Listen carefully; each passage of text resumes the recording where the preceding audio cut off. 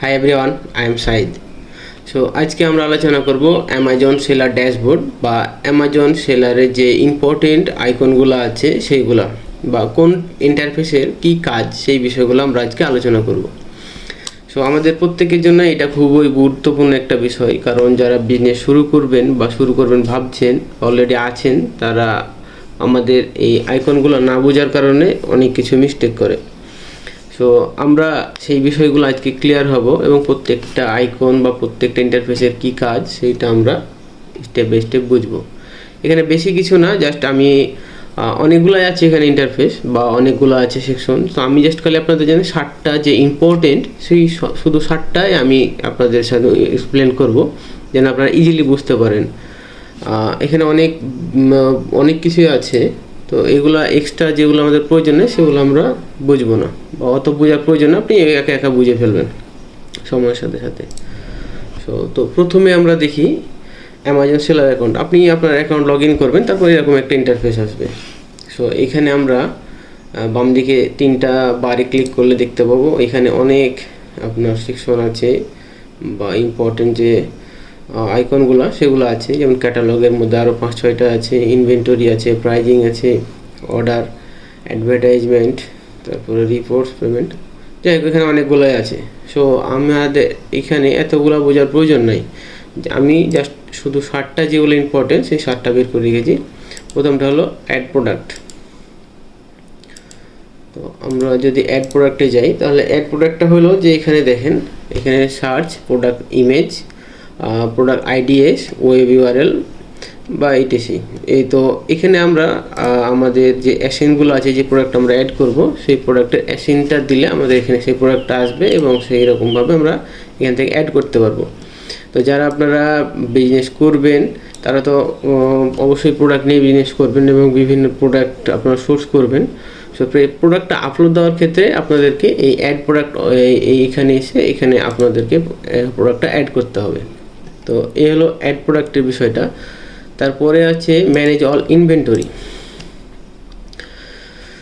So এখানে আপনাদের যে প্রোডাক্টগুলো আছে সেগুলো আপনাদের কোনটা আপলোড দিলেন, কোনটা কত প্রাইস, যেমন এখানে দেখেন কোনটা অ্যাক্টিভ হয়েছে সেগুলো বা কোনটাই এখনই অ্যাক্টিভ হয়নি সেইগুলো এখানে আপনার শো করবে।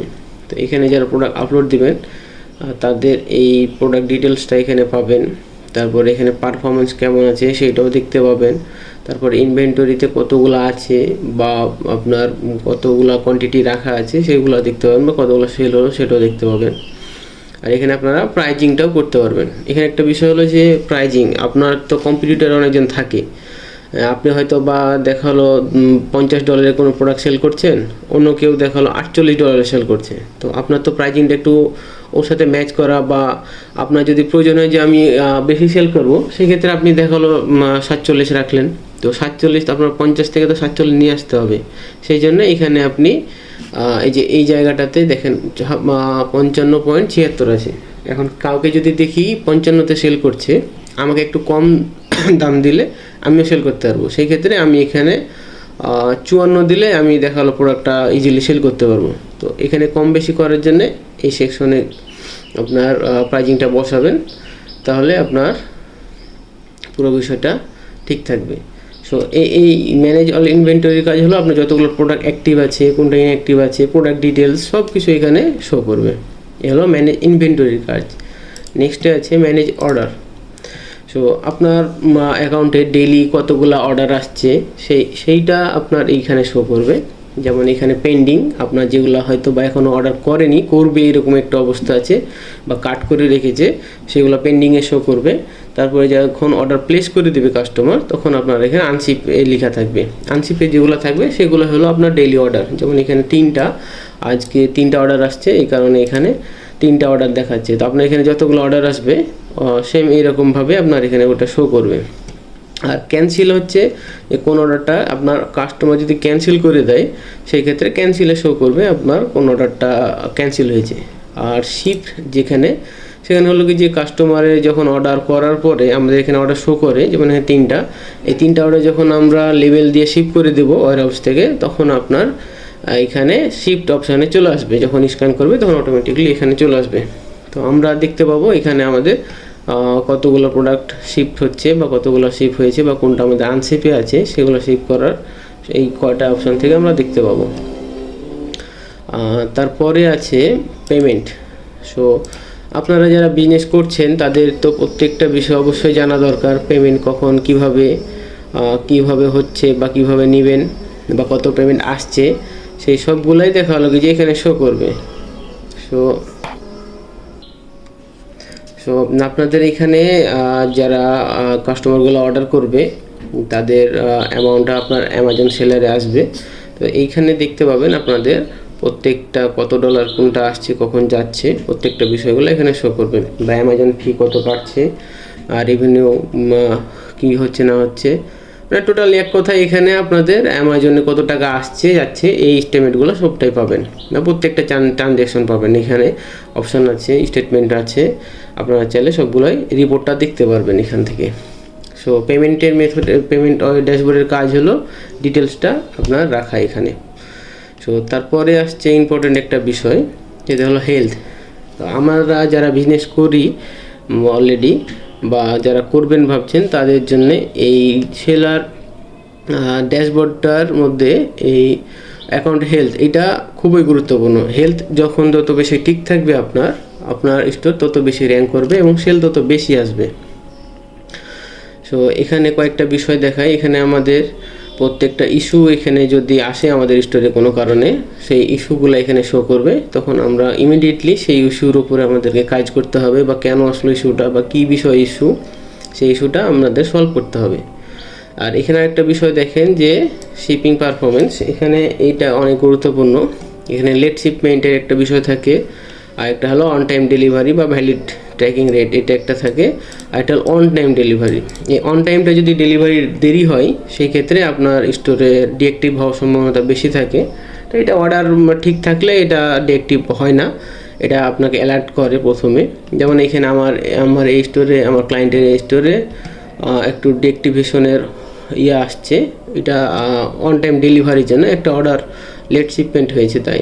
তো এটা রিকভার হয়ে যায় সঠিকভাবে কাজ করলে। দেন এইটা আমাদের খুবই গুরুত্বপূর্ণ, এইটা আমাদেরকে মাথায় রাখতে হবে যে কোনো মেসেজ বা কোনো কিছু আসলে খুব যত দ্রুত সম্ভব আমাদের সেই মেসেজটা দেখতে হবে এবং মেসেজে কী বলছে অ্যামাজন সেইটা আমাদেরকে বুঝতে হবে, দেন সেই অনুযায়ী কাজ করতে হবে। তো এইটা একটা বিষয়। এবং লাস্ট একটা আছে পারফরমেন্স নোটিফিকেশন, এখানে সবসময় শো করে না। তো যখন এটা ইম্পর্টেন্ট কোনো মেসেজ আসে আপনার দেখা হলো অ্যাকাউন্ট রিলেটেড বা কোনো একটা বিষয় নিয়ে, তো এখানে এই জিনিসগুলো শো করে মেসেজটা। যেমন এখানে নোটিফিকেশান আসছে আপনার কয়টা বেশ কিছু নোটিফিকেশান আসছে, সেগুলো প্রয়োজনীয় নোটিফিকেশন, এগুলো আপনার টাইম ডেট সব কিছু দেওয়া থাকে। তো পারফরমেন্স নোটিফিকেশনটা অলওয়েজ চেকের উপর রাখবেন, মানে আপনার হেলথ আর হল পারফরমেন্স নোটিফিকেশন ডেইলি চেক করবেন, তাহলে আপনাদের অ্যাকাউন্টটা ঠিক থাকবে এবং কোনো ইস্যু আসলে সেটা দ্রুত সম্ভব সলভ করে দেওয়া সম্ভব। তো মোটামুটি আমরা এই 7টা বিষয় খুবই গুরুত্বপূর্ণ, তার মধ্যে 7টা বিষয় আমরা এখানে পিন করে নেবেন। আপনারা যারা আছেন এখানে গিয়ে যে এখানে ক্লিক করলে এখানে পিন করে দেওয়া যাবে।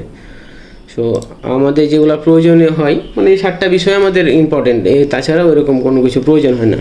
এই 7টাই আমাদের এখানে পিন করা থাকে, যে কোনো আমাদের ক্লায়েন্টের স্টোরে এই 7টায় পিন করা থাকে।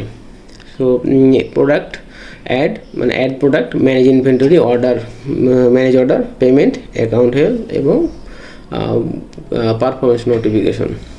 সো এই হলো টোটাল যে বিষয়টা আমাদের ড্যাশবোর্ডে যেই বিষয়, সেইটা আমরা এই কয়েকটা বিষয় জানলে আমাদের মোটামুটি আমাদের স্টোরগুলো সম্পর্কে ধারণা পাবো এবং প্রত্যেকটা স্টোর আমরা সুন্দরভাবে ম্যানেজ করতে পারবো।